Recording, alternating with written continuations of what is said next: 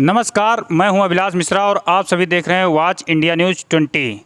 जैसा कि आपको पता है कि बीते शनिवार यानी 8 जनवरी को उत्तर प्रदेश सहित 5 राज्यों में चुनाव आयोग ने आदर्श आचार संहिता लागू कर दी है। आदर्श आचार संहिता लागू होने के साथ ही चुनाव की तारीखों का ऐलान हो चुका है। 7 चरणों में चुनाव आयोग ने तय किया है कि ये चुनाव होंगे, यानी 10 फरवरी से 7 मार्च तक के बीच ये चुनाव कराए जाएंगे। और जब मैं 7 चरणों के चुनाव की बात कर रहा हूं तो यह सिर्फ उत्तर प्रदेश में लागू होता है। अन्य कई राज्यों में 1 चरण में और कई राज्यों में 2 चरण में ही चुनाव निपटा लिए जाएंगे। उत्तर प्रदेश का चुनाव खास मायने रखता है क्योंकि दिल्ली का रास्ता उत्तर प्रदेश और ख़ास लखनऊ से होकर जाता है। और आज हम बात करेंगे लखनऊ की बहुत बेहद खास विधानसभा सरोजिनी नगर की, क्योंकि यहाँ से आपको मालूम हो कि यह देहात क्षेत्र पूरा जोड़ती है और देहात क्षेत्र के साथ साथ बहुतायत शहरी क्षेत्र भी इस विधानसभा में आता है।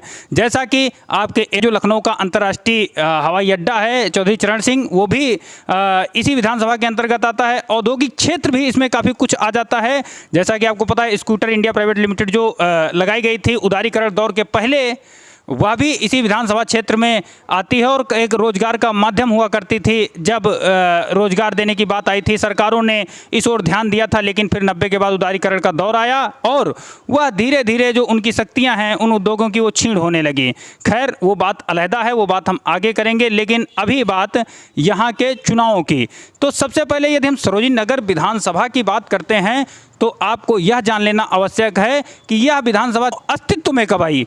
तो आपको सबसे पहले मैं बताता हूं कि यह विधानसभा 1967 में अस्तित्व में आई और पहली बार यहां से कांग्रेस प्रत्याशी राजा विजय कुमार त्रिपाठी विधायक चुने गए। उसके बाद से लगातार 1991 तक, 67 से 91 तक 7 बार विधानसभा चुनाव हुए, जिसमें एक बार जनता दल ने, एक बार जनता पार्टी ने और एक बार निर्दलीय विधायक यहाँ पर चुने गए और 4 बार कांग्रेस का परचम लहराया। लेकिन 91 के बाद समय लगातार बदला और बदलते समय में सपा ने 1993 और 96 में जीत हासिल की। उसके बाद 2002-2007 में बसपा यहाँ पर जीत दर्ज करने में सफल हुई और इसके बाद पहली बार, यानी राम जो आपको पता होगा रथ यात्रा चली थी 93-94 में, उसमें भी यहाँ पर भाजपा ने यह सीट नहीं जीती थी, लेकिन 2017 में पहली बार यह सीट भाजपा जीतने में कामयाब रही थी। तो एक समय देखा जाए कि ये कांग्रेस का गढ़ सीट हुआ करती थी, लेकिन जैसे ही कांग्रेस यहाँ से सत्ता से गायब हुई, उसके बाद लगातार इस सीट के लिए अपना वोट बैंक, जो अपना कहते हैं कि बेस वोट होता है, वो धीरे धीरे जो जनाधार होता है वो कांग्रेस का खिसकता गया। लेकिन कांग्रेस लगातार जमीन पर पिछले कुछ दिनों से काफ़ी बेहद दिलचस्प लड़ाई लड़ रही है, हर मुद्दे पर सरकार को घेरने में सफल रही है। और जो आ रहा, लेकिन उसके जो कार्यकर्ता हैं, जो कार्यकर्ता बेस वोट जो संगठन है, वो उसमें उतनी ज़्यादा फुर्ती दिखाई नहीं दे रही है। तो हमने यह तय किया है अपने खास कार्यक्रम में कि हम सरोजिनी नगर विधानसभा से जो भी जिन पार्टियों से या तो वो टिकट के दावेदार हैं या तो वो विधानसभा चुनाव लड़ने के लिए अपनी पार्टी से टिकट पा चुके हैं, उन सभी संभावित या प्रत्याशियों का, संभावित प्रत्याशी और घोषित प्रत्याशियों का हम इंटरव्यू करेंगे। इसी कड़ी में हमारे साथ 170 सरोजिनी नगर विधानसभा क्षेत्र से कांग्रेस पार्टी के कद्दावर नेता, कार्यकर्ता और जनसेवक, जब मैं जनसेवक की बात करता हूं तो बीते जो 2 कोरोना की लहर आई, उनमें से उन्होंने अपना पूरा दमखम दिखाया, चाहे वो पूरे क्षेत्र में घर घर जाकर सैनिटाइजेशन की बात हो, चाहे गरीबों वंचितों के बीच राशन वितरित करने की बात हो, बढ़ चढ़कर योगदान दिया। और आज वो हमारे साथ खास बातचीत के लिए वॉच इंडिया न्यूज़ 20 चैनल से बात करने के लिए उपस्थित हैं। तो हम सुनील दुबे जी का बहुत बहुत स्वागत करते हैं। आपका बहुत बहुत स्वागत है सर। बहुत बहुत धन्यवाद आपका, जो ऐसे अवसर पर आज आपने अपना कीमती समय हमको दिया है, इसके लिए आभारी है आपके। सर, 1967 में विधानसभा अस्तित्व में आई और उसके बाद से लगातार देखा गया कि कांग्रेस किसी न किसी रूप में पार्टी में उपस्थिति दर्ज, या तो विपक्ष की भूमिका में रही। 1991 तक तो खैर कई बार विधायक बने कांग्रेस के, निर्दलीय शारदा प्रताप शुक्ला के पहले से। उसके बाद ऐसा क्या हुआ कि लगातार पार्टी का जो जनाधार गिरता गया और आज उसके सामने अस्तित्व का संकट खड़ा है? देखिए, कांग्रेस जो है सभी जातियों सभी धर्मों का समन्वय है। कांग्रेस ने सभी जातियों सभी धर्मों को लेकर के अपना मिशन चलाया सरकारें बनाई और जितना जनहित के काम हैं, आज तक आप देख रहे हैं कि भाजपा की सरकार, माननीय प्रधानमंत्री जी सब उनको बेच रहे हैं। सारी चीज़ें कांग्रेस की ही बनाई हुई हैं। पूरा हिंदुस्तान का संगठनात्मक ढांचा जो है, जितने सुविधाएं हैं, सब कांग्रेस की सरकार ने ही यहाँ पे हिंदुस्तान में दिया है, जिसको आज बीजेपी की सरकार बेचने का काम कर रही है। दूसरी चीज़ मैं बता दूं, कांग्रेस ने जात पात की लड़ाई नहीं की है। कुछ दलों ने, क्षेत्रीय दलों ने केवल जात पात को बढ़ावा देकर, उन्हीं को आधार बनाकर राजनीति शुरू की और लोगों को गुमराह किया। जातिवाद का बढ़ावा देने के कारण हम मानते हैं कि कांग्रेस को नुकसान हुआ। नहीं, जातिवाद को बढ़ावा देने के कारण कांग्रेस को नुकसान हुआ। कांग्रेस अपनी नीतियों में, अपनी जो उसकी नीति है, जो उसके कार्यकर्ता हैं, जो बेस एक वोट होता है, उस लगातार उसका जनाधार खिसकता गया और वो अपने मतलब उसके पास अस्तित्व का संकट खड़ा हो गया। वो अपने बेस वोट को भी नहीं बचा पाई। नहीं, उसके लिए मैंने बताया ना, केवल जिम्मेदार जातिवाद है। जब जातिवाद का बढ़ावा होगा तो देखिए, जो सबको लेके चलेगा, तो निश्चित सी बात है, कोई अगर एक जातियों को लेके समूह बनाएगा तो लोग अपनी अपनी जातियों की तरफ भागेंगे, भ्रमित होंगे। उनको ये नहीं बताया जाता है कि जातिवाद के बढ़ावा देने से देश का नुकसान होता है, देश की एकता को खतरा पैदा होता है। हम जब एकजुट रहेंगे तभी हम विश्व में सबसे शक्तिशाली बन पाएंगे। अलग अलग रहेंगे तो हम अपने में ही फूट डाले हुए हैं, हम अलग अलग हैं, हमारी विचारधारा अलग है। दूसरी चीज़, कांग्रेस की नीति और नियम आज भी वही हैं। हम सर्वधर्म, सर्व जाति सद्भाव और सबके विकास के लिए योजना बनाते हैं। हम कि कांग्रेस की योजनाएं किसी एक व्यक्ति के लिए नहीं होती हैं। कांग्रेस ने जितनी योजनाएं दी, जन सूचना का अधिकार देखिए 2005 में दिया, एक जन जन के लिए, किसी जात विशेष के लिए नहीं, किसी धर्म के लिए नहीं। कांग्रेस ने आधार कार्ड लाए थे, उसको अनिवार्य नहीं किया था, क्योंकि जानते थे हिंदुस्तान जैसे इतने बड़े देश में एक साथ अनिवार्यता कर दी जाएगी तो दिक्कत होगी। वो भी दिया हुआ। इस तरीके से तमाम योजनाएं आपने कहा कि कांग्रेस लाई और लागू किया और जनहित लोक कल्याणकारी कार्य जो है कांग्रेस ने किए। लेकिन फिर मैं आपको एक बात बताऊं कि पार्टी भाजपा जो है, जिस तरीके से उसने शासन किया, आप लोग लगातार ये कहते रहे कि बेरोजगारी है, भुखमरी है, अन्य जो कई मुद्दे हैं वो लगातार, चाहे वो कम आय का मुद्दा हो, चाहे वो किसानों की आय जो है 27 रुपये तक सीमित रह गई, अन्य कई मुद्दे आपके पास रहे। आपको कोरोना काल आया तो आपको कई मुद्दे जो है तस्तरी में, प्लेट में सजे हुए मिले, लेकिन अभी तक उस तरीके से जो विरोध होना चाहिए या जो संगठन आपका खड़ा होना चाहिए, उस तरह से आपको दिखाई नहीं दे रहा ज़मीन पर। इसका विशेष कारण क्या है? देखिए, बीजेपी ने 2014 में सत्ता पाई और आप भी सभी लोग जानते हैं कि क्या इन्होंने कहा था। 15 लाख देंगे, 2 करोड़ साल में नौकरियां देंगे, महंगाई कम होगी, पेट्रोल 25 रुपये लीटर मिलेगा। इस तरीके के इन्होंने झूठे लोक लुभावने वादे दे करके जनता को अपनी तरफ भ्रमित किया। जनता ने सोचा शायद भाई ये इनके हाथ में अलादीन का चिराग है, हमको 25 रुपये डीजल दे देंगे, 2 करोड़। लेकिन सर वो जो आप 15 लाख की बात कर रहे हैं या बाकी जो भी मुद्दे बात कर रहे हैं, इस पर उनको मैंडेट 2017, 2014, 2017, 2019 तो लगातार एक श्रृंखला चली आ रही है। जो वादे उन्होंने 14 में किए थे, ये पूरे न किए होते तो फिर उनको 19 में फिर दोबारा जनता क्यों चुन लेती? मैं बता रहा हूँ, देखिए, बीजेपी के कोई पार्टी नहीं रह गई, 2 लोगों की विशेष पार्टी है और इसको 2 लोग चला भी रहे हैं। अडानी अंबानी मुख्य रूप से बीजेपी को चलाने वाले हैं। बीजेपी इस समय कोई पार्टी नहीं है। ये गुजरात के 2 लोगों की ही पार्टी रह गई है और उन्हीं का पूरा एक छत्र राज है।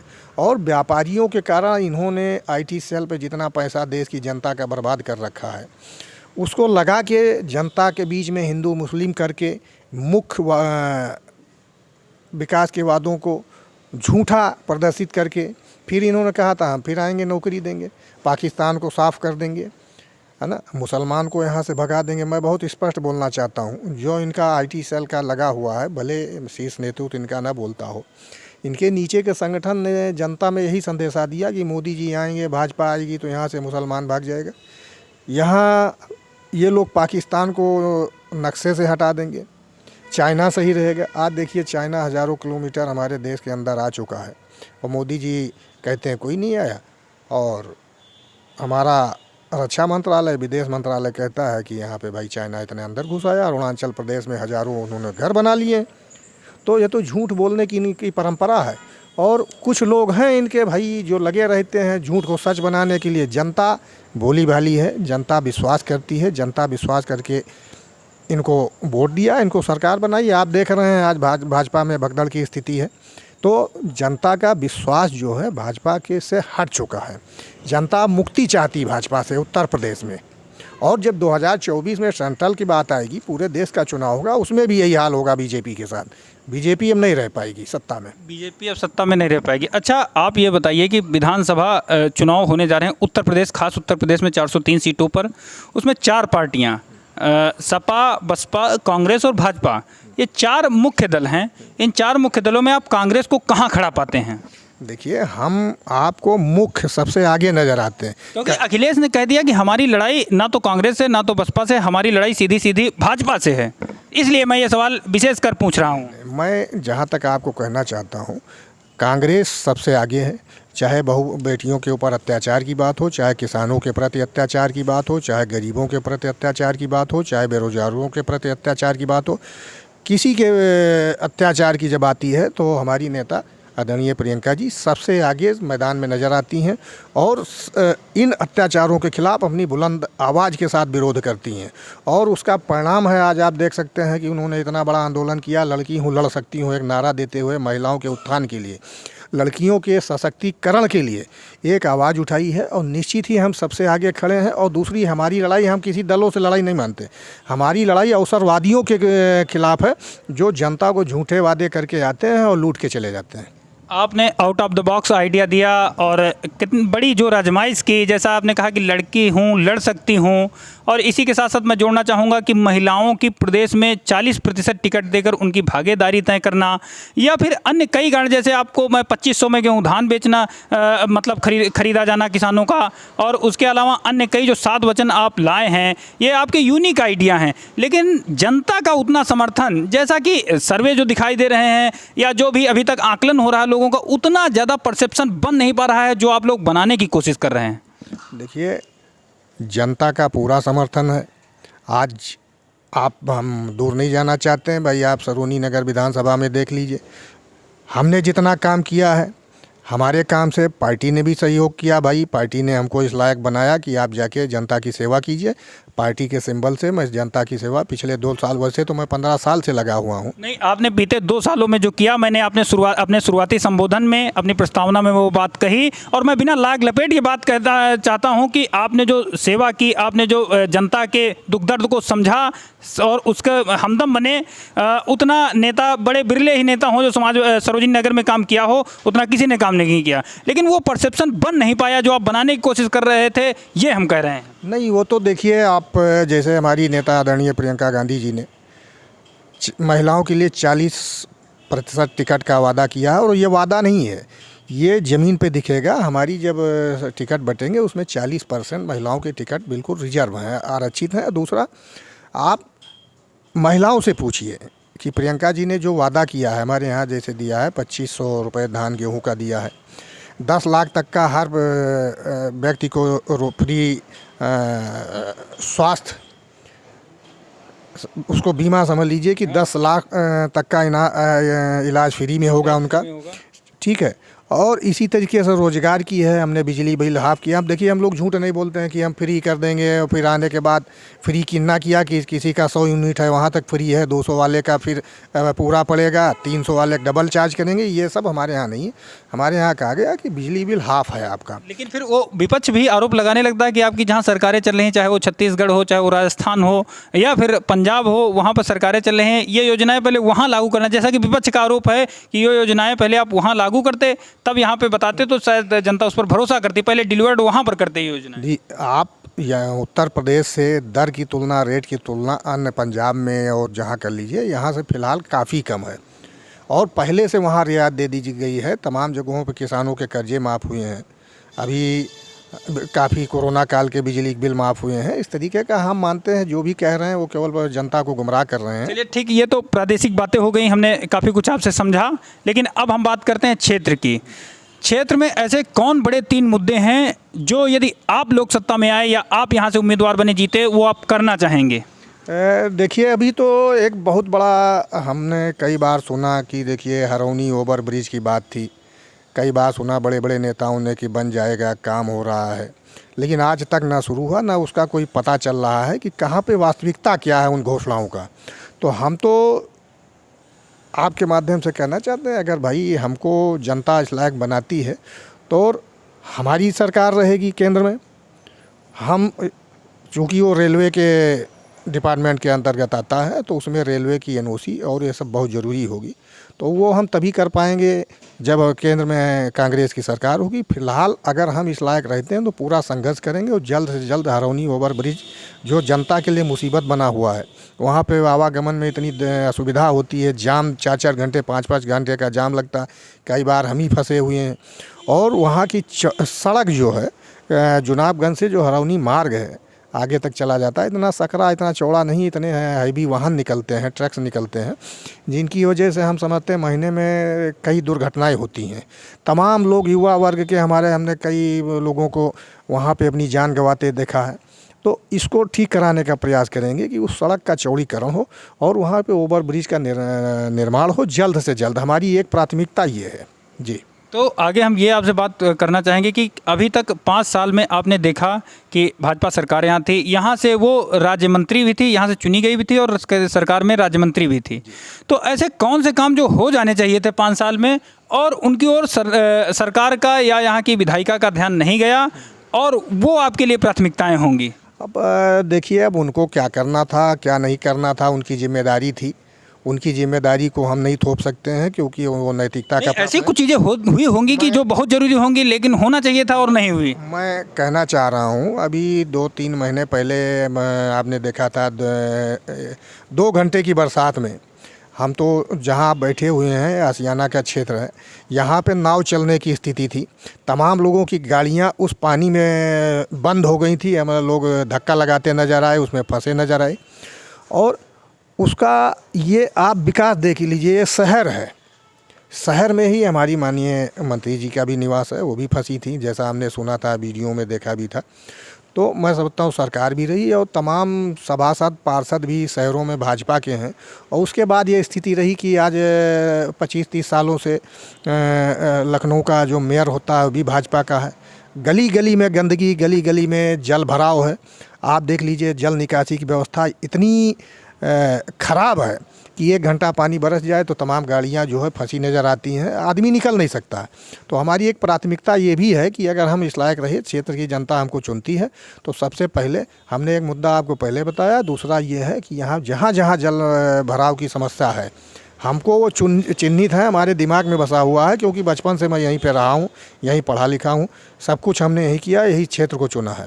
तो मैं इस चीज़ को अपने हाथों से मैं इसको सही कराना चाहता हूँ, जिससे लोगों को चलने में, उनके जीवन स्तर में जो है अच्छाई हो, स्वच्छता हो, इसके लिए मैं प्रयास करूँगा। आपने कहा इसके लिए प्रयास करूँगा। आगे मैं आपका ध्यान ले जाना चाहूँगा युवाओं की ओर, क्योंकि यहाँ इस क्षेत्र की जो समस्या सबसे बड़ी है, जैसा कि अभी आपको पता होगा, एक कन्या महाविद्यालय बन रहा था लतीफ़ नगर में, डिग्री कॉलेज, और वो सपा सरकार में जो है वहाँ उसका शिलान्यास हुआ और निर्माण कार्य चालू हुआ, लेकिन अभी तक वो पूरा बन के कम्प्लीट नहीं हुआ।